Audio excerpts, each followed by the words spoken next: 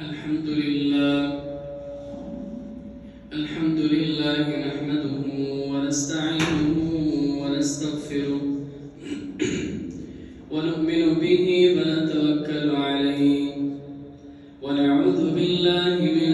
شرور أنفسنا ومن سيئات أعمالنا من يهده الله فلا مضل له ومن يضلل فلا هادي له وأشهد أن لا إله إلا الله وحده لا شريك له وأشهد أن سيدنا ومولانا محمدا عبده ورسوله صدق الله العظيم وصدق رسوله النبي الكريم ونحن على ذلك من الشاهدين والشاكرين والحمد لله رب العالمين. رمضان المبارک کا مہینہ اپنے اختتام کو ہے. اس مہینے کا آخری عاشرہ ہے. رسول اکرم صلی اللہ علیہ وسلم کا یہ معمول ہوتا کہ جب رمضان المبارک کا آخری عاشرہ قریب ہوتا آپ علیہ السلام اعتکاف کی تیاری کرتے اور لوگوں کو بھی اس کے بارے میں ترغیب دیتے، اس کی فضیلت بتاتے. حدیث مبارکہ میں اس اعتکاف کے فضائل موجود ہیں اور اس اعتکاف کے 10 دنوں میں جو طاق راتیں ہیں ان کی بھی فضیلتیں ہیں کہ اللہ رب العزت نے انسانوں کے لیے وہ مغفرت کے ایسے بہانے بنائے کہ اللہ چاہتا ہے میرے بندے وہ کسی طرح سے میرے قریب ہو جائے اور وہ اپنے گناہوں پر استغفار کرے تاکہ میں معاف کروں، میں ان کو بخش دوں. اب ایک توفیق کی بات ہوتی ہے کہ اللہ رب العزت انسان کو توفیق دیتا ہے اور ایک توفیق کی بات نہیں ہوتی کہ اللہ کی طرف سے توفیق ہی نہیں ہے. جب اللہ نے توفیق دی ہے اور اللہ رب العزت تمہیں مسجد کی طرف اپنے گھر کی طرف بلا کر تمہیں وہی بٹھا لیتا ہے اور آپ کو یہ توفیق مل جاتی ہے کہ آپ اس میں عبادت کرتے ہیں، تلاوت کرتے ہیں، استغفار کرتے ہیں، ذکر و اذکار اور نوافل کا اہتمام کرتے ہیں، تو اللہ رب العزت اس کے بدلے تمہیں وہ کچھ عطا کرتا ہے کہ سارا سال جتنے گناہ آپ سے ہوئی ہیں یا زندگی میں پہلی دفعہ آپ مسجد کی طرف آئے ہیں، اس سے پہلے جتنے بھی گناہ آپ سے ہوئے ہیں، اللہ رب العزت یہ چاہتا ہے کہ میں کبھی بھی میری غیرت یہ گوارا نہیں کرتی کہ میں اپنے بندے کو یعنی وہ میرے گھر پر آ کے میرے سامنے وہ مجھ سے مانگے اور میرے گھر پر آ کر میرے سامنے بیٹھ جائے اور میں اسے معاف نہ کر دوں. اللہ رب العزت اسے معاف کر دیتے ہیں، تمام گناہ اس کے معاف ہو جاتے ہیں. تو اس لیے رمضان المبارک کا آخری عاشرہ بہت قیمتی ہے. اس لیے قیمتی ہے کہ صحابہ آئے، یا رسول اللہ صلی اللہ علیہ وسلم ہم سے پہلے لوگوں کی عمریں اتنی زیادہ تھی کہ اس میں وہ اللہ کی عبادت کرتے تھے، ہزاروں سال، سینکڑوں سال ان کی عمریں تھیں، لیکن ہماری عمر وہ 50 سے 60 سال کے درمیان ہے. اللہ چاہے کسی کو زیادہ عمر دے، لیکن ہم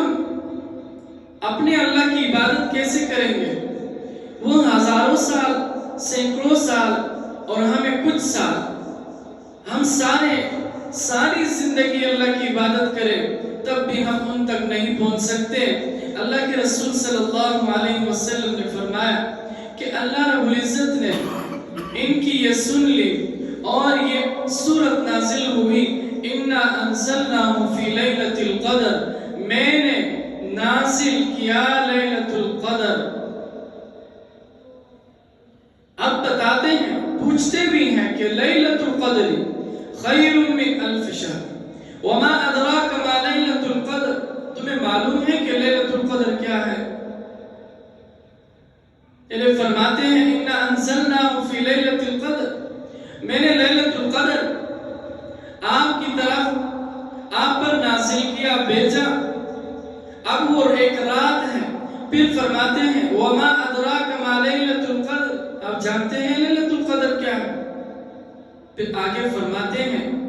کہ لیلۃ القدر جو قدر کی رات ہے خیر من الف شہر، 1000 مہینوں سے بہتر ہے۔ یعنی اگر کوئی شخص اس کو پائے 1000 مہینے، کوئی شخص اسے حاصل کر لے تو گویا کہ وہ اتنی عبادت بن جاتی ہے کہ ہماری عمروں سے بہت زیادہ ہے۔ پورے سال میں 12 مہینے آتے ہیں، لیکن اس ایک رات کی فضیلت اور کسی شخص کو حاصل ہو جائے، خیر من الف شہر کہا کہ وہ 1000 مہینوں سے بہتر ہے۔ تو اس لیے یہ رمضان المبارک کا آخری عشرہ یہ انتہائی قیمتی عشرہ ہے۔ اس میں اللہ نے جنہیں توفیق دی کہ وہ اعتکاف میں بیٹھ گئے، اللہ کے سامنے انہوں نے چادر اللہ کے سامنے رکھ کر اس پر بیٹھ گئے اور اللہ سے مانگنے لگ گئے کہ یہ اللہ گناہگار ہے، خطائیں کرتے ہیں، یہ تسلیم کرتے ہیں کہ ہم مجرم ہیں، لیکن ابھی اس کا مطلب یہی ہے کہ ہم آپ کے در پہ اس لیے بیٹھے ہیں کہ اس در کے علاوہ دنیا میں کوئی در نہیں ہے کہ جو ہمیں کچھ عطا کرے یا جو ہمیں معاف کرے، ہمیں بخش دے۔ وہ ایک ہی آپ کا گھر ہے، ہم آپ کے گھر میں آ کر آپ کے سامنے ہم نے جھولی پھیلائی ہے۔ اللہ رب العزت اس شخص کو ان الحسنات یذہبن السیئات، اللہ اس کے گناہوں کو اس کی نیکیوں سے بدل دیتا ہے، اور اللہ رب العزت شب قدر بھی سے عطا فرماتا ہے۔ اب ایک شخص عبادت کرتا ہے کہ مجھے معلوم نہیں کہ 21ویں کی رات کو ہوگی یا 23ویں کو، 25ویں کو یا 27ویں کو ہوگی یا 29ویں کو ہوگی، معلوم نہیں ہے۔ وہ ان راتوں میں سے کسی ایک یا 2 رات عبادت کرتا ہے، لیکن معتکف اعتکاف میں بیٹھنے والا وہ 10 دن اللہ کے گھر پہ بیٹھا رہتا ہے، یعنی ہر صورت اسے حاصل ہو جاتی ہے۔ تو اس عاشرے میں کرنے والے یہی کام ہے کہ عبادتوں کو باقی دنوں سے بڑھا دیا جائے، اس لیے کہ اگر اسے سال سمجھا جائے کہ اگلے سال رمضان المبارک تک ہم میں سے کون اس دنیا میں رہے یا نہ رہے، یہ اللہ کی مرضی ہے۔ اللہ جیسے چاہتا ہے ہوتا ہے،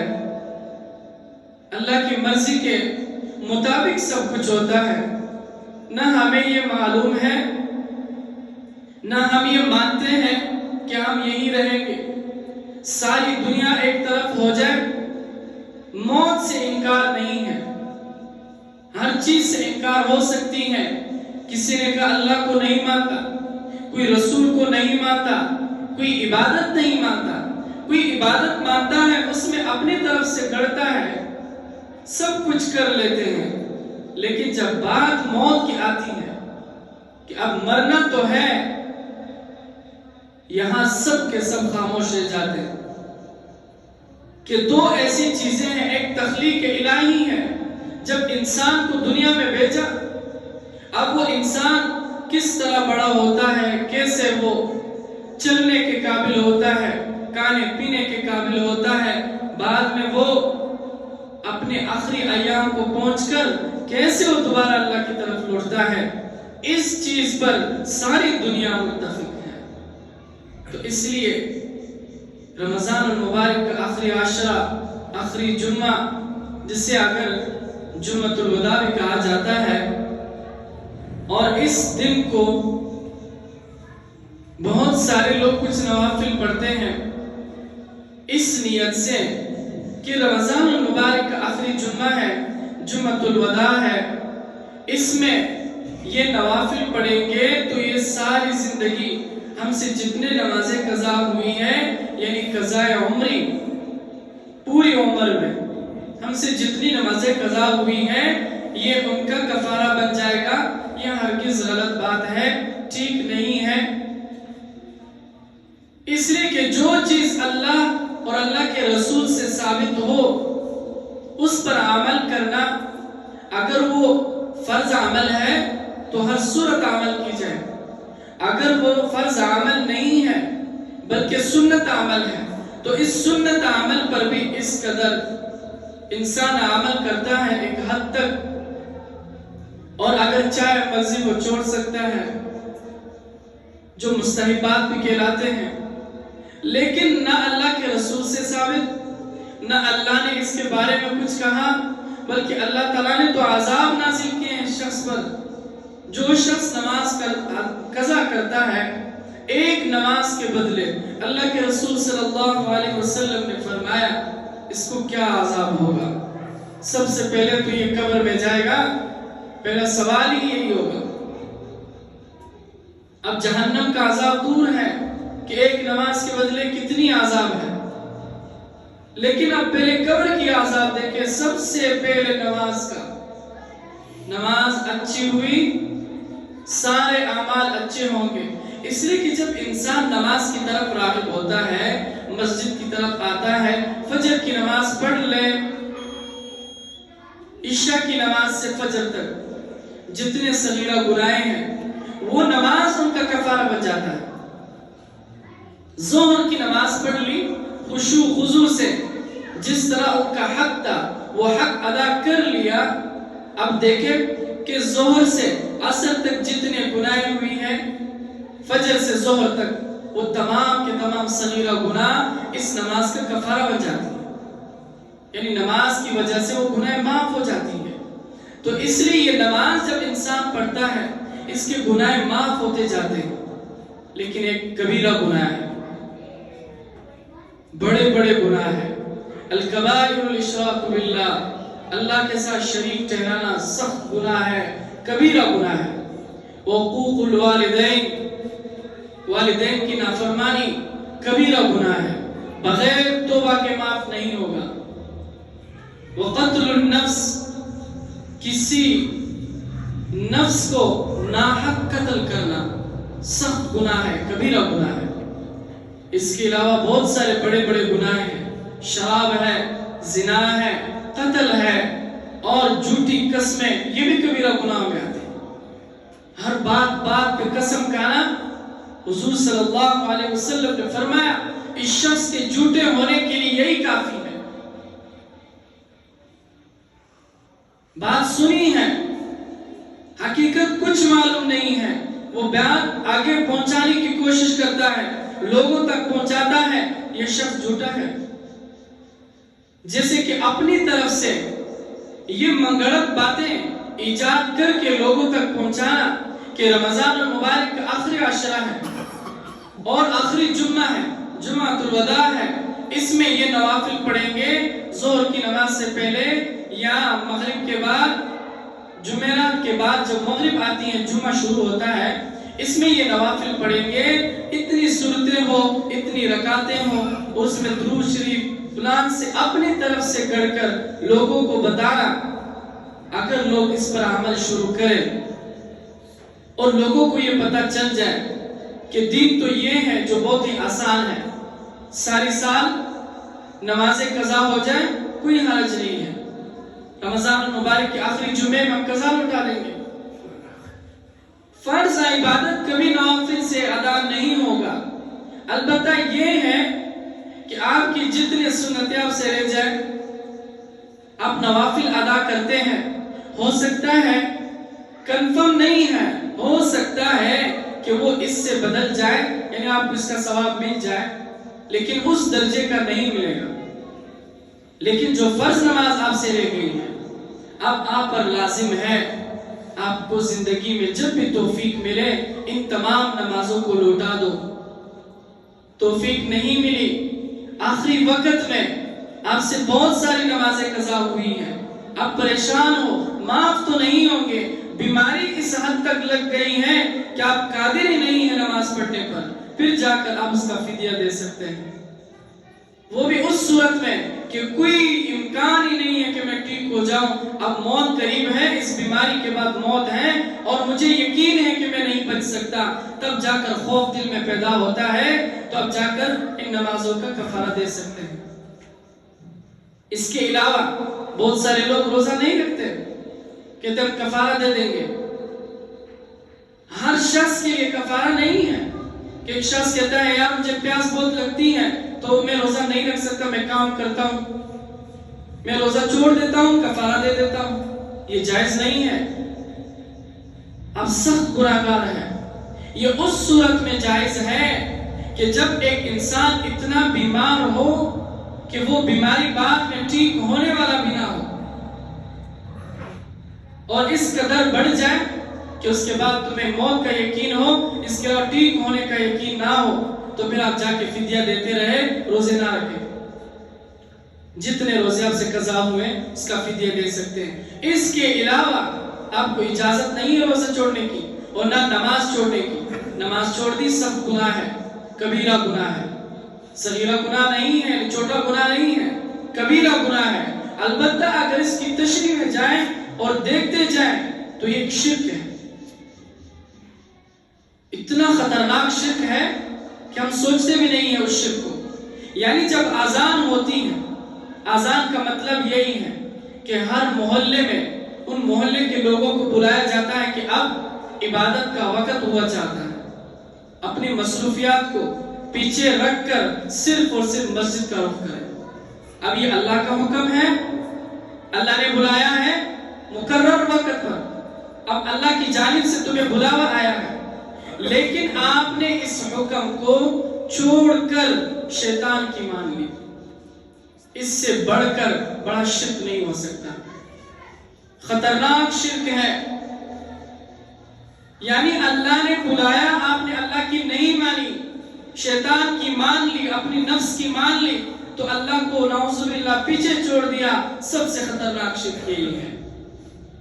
تو اس لیے یہ بڑے بڑے گناہ جو ہم سے ہوتے ہیں اور ہم نے کیے ہیں، ان پر ہم توبہ مانگیں گے اللہ سے۔ رمضان المبارک کا آخری جمعہ ہے، یہ نہیں کوئی تہوار نہیں ہے، جمعہ ہے، آخری جمعہ ہے۔ فضیلت باقی دنوں سے اس لیے زیادہ ہے کہ جو رمضان المبارک کا مہینہ ہے وہ سید الشہور ہے، یعنی تمام مہینوں کا سردار مہینہ ہے، اور جو جمعہ ہے وہ سید الایام ہے، تمام دنوں کا سردار دن یہی ہے، جسے سید الایام کہا، تمام دنوں کا سردار وہ یہی دن ہے۔ تو اس لیے دنوں کا سردار اور مہینوں کا سردار یہ اکٹھا ہو کر اللہ کے ہاں جو بھی دعا مانگیں گے قبول ہوگا، کوئی شک نہیں ہے۔ لیکن اپنی طرف سے کوئی عبادت نہیں کر سکتے کہ جو نہ اللہ کے نبی نے بتایا ہو، نہ ہی اللہ کا حکم ہو۔ آپ اسے عبادت سمجھتے ہیں، کرتے ہیں، یا بدعت کرتے ہیں۔ اس لیے فرائض کا اہتمام کریں، اور نوافل بھی کسی حد تک ہو تو نوافل بھی ادا کریں، لیکن کی خاص اس طرح کوئی خاص عبادت ہو کہ وہ نہ اس کے دین کے ساتھ تعلق ہو اور نہ ہی اللہ کے رسول نے بتایا ہو، اس سے بچیں۔ کوئی بتائے تو اسے نہ مانے تب تک کہ جب تک آپ نے کسی مستند عالم دین سے نہ پوچھا ہو کہ کیا ہم یہ عبادت کر سکتے ہیں یا نہیں۔ یعنی اس میں آپ چاہتے ہیں کہ میں افضل عبادت کروں تو 4 رکعت کی نماز ہے،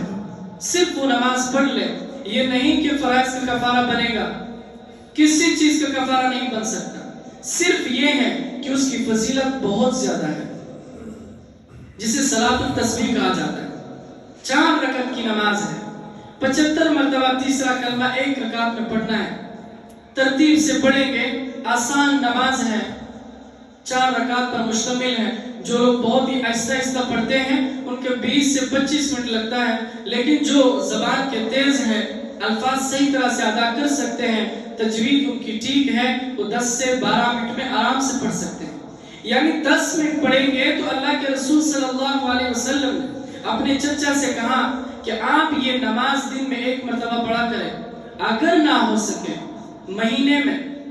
اگر نہ ہو سکے تو سال میں, پھر فرمایا اگر نہ ہو سکے زندگی میں 1 مرتبہ ضرور پڑھ لینا. 4 رکعت کی نماز ہے, مختصر نماز ہے. چاہتے ہیں کہ ہم اللہ کے قریب ہو جائیں. ہمیں یہ جتنے گناہ ہم سے ہوئی ہیں, پتہ نہیں اگلے سال کون زندہ رہے کون نہ رہے. یہ رمضان